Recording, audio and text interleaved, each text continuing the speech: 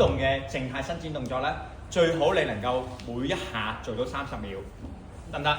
咁啊，左右兩邊各做3次，咁就最好啦。OK， 好，第一樣嘢你可以闊過個膊頭。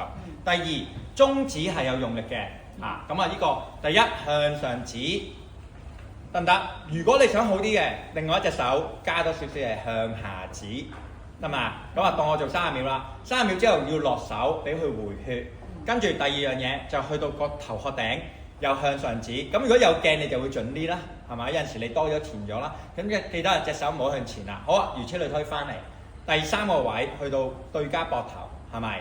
好，第4個位就去4號位咯喎，就係呢度。咁全部都係30秒啊，係咪？好啦，5號位有啲特別啦，內扣同一邊做，內扣個身唔好旋轉，就去側邊啦。你要小心咧，隻手會唔會向咗前嚇？喺一個位置嘅。咁你發覺咧，我由上面慢慢一格一格咁樣咧就拉咗落嚟啦。好啦，然後我想拉後面少少，你隻手慢慢擺前 ，OK， 擺前。你亦都係慢慢落嚟嘅時候，你依度每一格就慢慢向上去拉咗去，咁你就左右做。